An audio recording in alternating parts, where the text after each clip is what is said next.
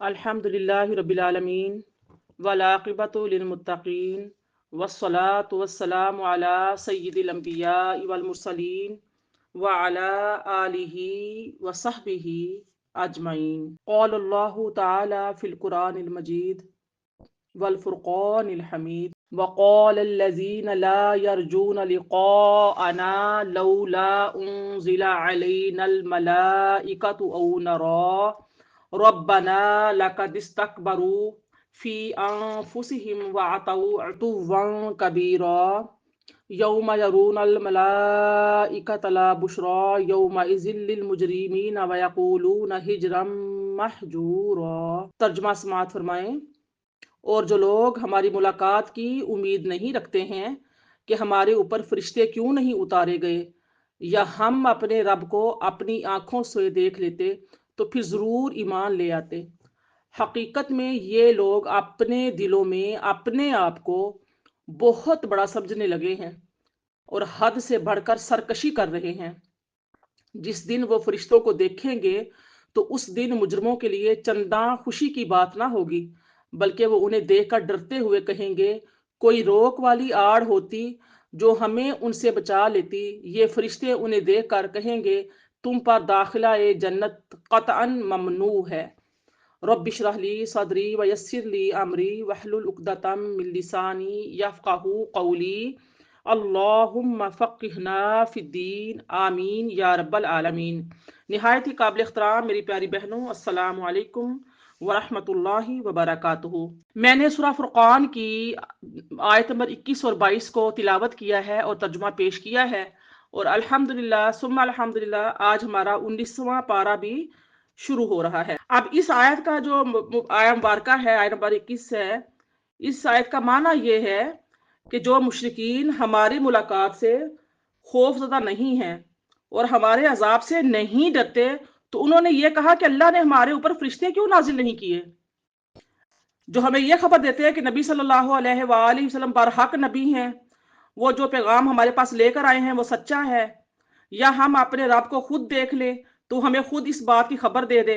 तो अल्लाह ताला ने फरमाया कि जिन लोगों ने ये कहा है कि उन्होंने अपने आप को बहुत बड़ा समझ लिया है और तकब्बुर किया है और अपने इस कौल में वो तकब्बुर की हद से बढ़कर बहुत ज्यादा बढ़ गए हैं। तो इस आयत में जो लफ्ज आपने आताऊ पढ़ा है, इस आताऊ का लफ्ज का जो माना है वो है जमीन में अपने आप को बुलंद और बरतर समझना, शदीद कुफर और सख्त जुल्म करना।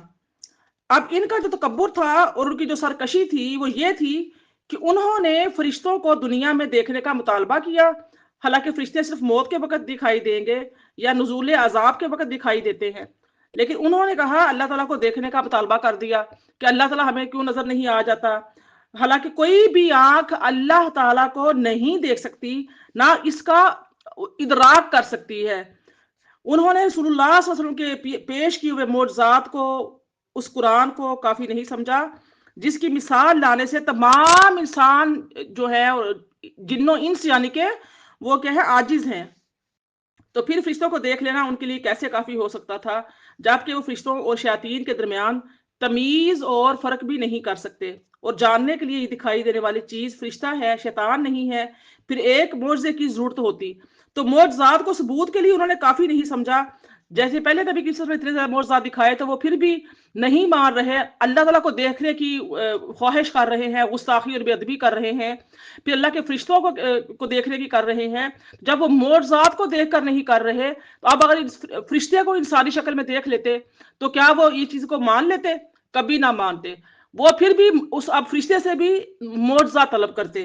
तो अल्लाह ताला ने इस आया मुबारका में फरमाया है कि इंसान बहसीयत इंसान फरिश्ते को बहसीयत फरिश्ता नहीं देख सकता, सिवाय इस सूरत में कि इंसान जो है फरिश्ता इंसानी पैकर और इंसानी शक्ल में आए, और जब फरिश्ता इंसानी शक्ल में आकर इस बात करेगा तो फिर भी वो फरिश्ता नहीं मानेंगे। अल्लाह पाक ने देखिए आयत नंबर 22 में फरमाया, यौमा यरौनल मलाइकता ला बुशरा यौमा इज़िल लिल मुजरिमीना व यक़ूलूना हिज्रम महजूरा। यानी कि अल्लाह ने फरमाया जिस दिन वो फरिश्तों को देखेंगे तो उन मुजरिमों के लिए कोई खुशखबरी नहीं होगी, किसी किस्म की खुशी की बात नहीं होगी। उसका माना यह है यहाँ पर कि फरिश्तों को कोई शख्स मौत से पहले نہیں دیکھ سکتا۔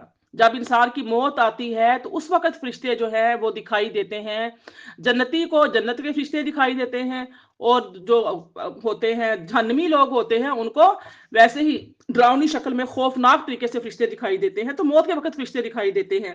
موت کے تو فرشتے مومنوں کو جنت کی بشارت دیں گے اور کافروں پر لوہے کے گرز مار کر ان کی روحوں اور ان کی جسموں سے نکالیں گے۔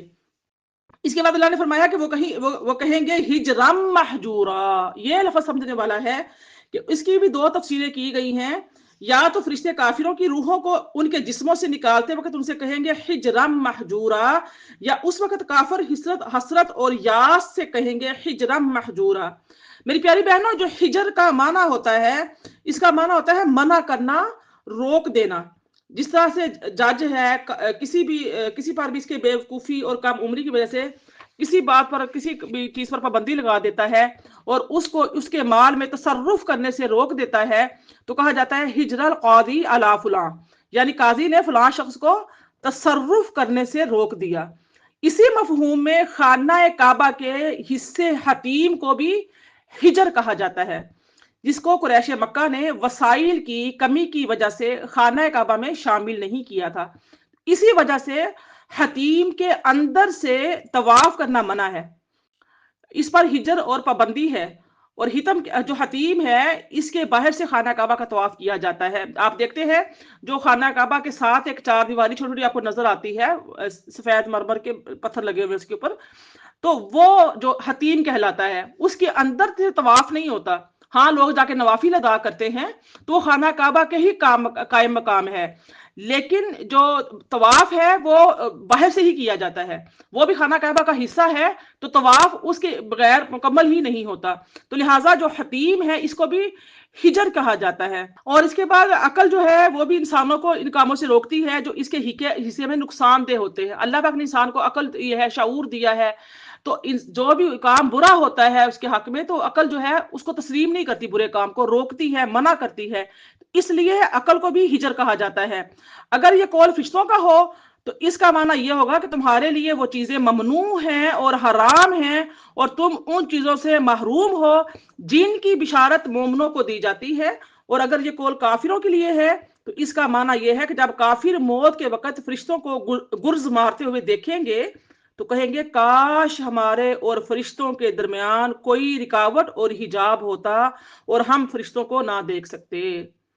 امام بغوی فرماتے ہیں کہ حضرت ابن عباس نے فرمایا کہ یہ قول فرشتوں کا ہے، اور ابن جریح اور مجاہد نے کہا کہ یہ قول کافروں کا ہے، یعنی کافر یہ کہیں گے وَيَقُولُونَ حِجْرًا مَحْجُورًا۔ آگے دیکھیے آیت نمبر 23 اور 24۔ وَقَدِمْنَا إِلَىٰ مَا عَمِلُوا مِنْ عَمَلٍ فَجَعَلْنَاهُ هَبَاءً مَّنثُورًا اصحاب الجنت یومئذ خیر مستقرا واحسن مقیلا۔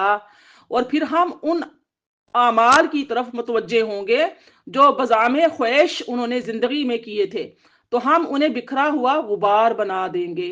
اس دن اہل جنت کے قیام گاہ بھی بہتر ہوگی اور آرام گاہ بھی خوب تر، جہاں وہ حساب و کتاب کی دوپہر کے بعد جا کر کلولا کریں گے۔ سبحان اللہ، اللہ پاک ہمیں بھی یہ کلولا نصیب فرمائے۔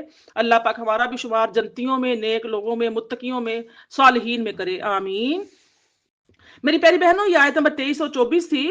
آپ دیکھ لیجئے کہ جو اس حباء منصورا کا جو ہم نے لفظ پڑھا ہے، اس کے بارے میں ظاہری فرماتے ہیں کہ سورج کی شعاعیں جو کھڑکی یا روشن دان سے کمرے میں داخل ہوتی ہیں، وہ شعاعیں غبار کے منتشر ذرات کے مشابہ ہوتی ہیں، تو ان کو الحبا کہتے ہیں، الحبا ہا سے، ٹھیک ہے۔ اور منصورہ کا معنی ہوتا ہے بکھری ہوئی اور منتشر چیز۔ اور اس آیت کا یہ معنی ہے کہ کفار نے اپنے زام میں جو نیک اعمال کیے تھے وہ آخرت میں ریزہ ریزہ کر کے ضائع کر دیے جائیں گے اور فضا میں بکھرے ہوئے سورج کی شعاعوں کے باریک ذرات کی طرح ہو جائیں گے، کیونکہ ایمان کے بغیر کوئی صالح عمل مقبول نہیں ہوتا۔ کبھی آپ نے کھڑکی سے یا روشن دان سے دیکھا ہو، جب سورج کی کرنیں بہت تیزی کے ساتھ، یعنی کہ وہ کاٹتی ہوئی ہر چیز کو کمرے میں داخل ہو رہی ہوتی ہیں، تو آپ اس روشنی کو دیکھیں گے تو وہاں پہ آپ چھوٹے چھوٹے روئیں سے باریک سے اٹھتے ہوئے ذرات سے نظر آئیں گے، بالکل باریک باریک سے شعاعوں میں سے کچھ چیزیں نظر آتی ہیں۔ تو یہ یعنی کہ اس طریقے سے ان کے اعمالوں کو ضائع کر دیا جائے گا۔ تو حباء منصورہ کی تفسیر میں ایک قول یہ ہے جس کو ہم نے الزہری کے حوالے سے نقل کیا، یعنی روشن دان سے داخل ہونے والی شعاؤں میں غبار کی مانند باریک ذرات۔ دہاق اس کے بارے میں کہتے ہیں کہ اس کا معنی ہے گرد و غبار۔ تو قتادہ کہتے ہیں آندیاں جو درخت کے پتے اور کوڑا کرکٹ اڑاتی ہیں۔ معلّہ بن عبیدہ نے کہا کہ اس کا معنی ہے راکھ، یعنی کہ حباء منصورہ کے مختلف مفہوم اور معنی جو ہے وہ بیان کیے گئے ہیں۔ کسی نے کہا کہ اس کا معنی راکھ ہے، کسی نے کہا کہ اس کا معنی گرد و غبار ہے، کسی نے کہا کہ باریک ذرات ہیں۔ اب دیکھیے یہ جو حدیث مبارکہ ہے میں سنانے جا رہی ہوں آپ کو، یہ ہمارے لیے بہت قابل غور ہے کہ حضرت ابو حذیفہ رضی اللہ تعالیٰ کے آزاد کردہ غلام سالم نے کہا کہ رسول اللہ صلی اللہ علیہ وسلم نے فرمایا قیامت کے دن کچھ لوگ آئیں گے جن کے پاس تہامہ کی پہاڑوں جتنی نیکیاں ہوں گی، حتیٰ کہ جب ان کو لایا جائے گا تو اللہ تعالیٰ ان کی نیکیوں کو حباء منصورا کر دے گا، استغفر اللہ، پھر ان کو دوزخ میں ڈال دے گا۔ سالم کہتے ہیں کہ یا رسول اللہ صلی اللہ علیہ وآلہ وسلم، آپ پر میرے ماں باپ فدا ہوں، یہ بتائیں کہ وہ کیسے لوگ ہوں گے کہ جن کی تہامہ پہاڑ جتنی نیکیاں ہوں گی، اتنا بڑا پہاڑ ہے تہامہ، تو اس کی جتنی نیکیاں ہوں گی اور وہ ضائع کر دی جائیں گی۔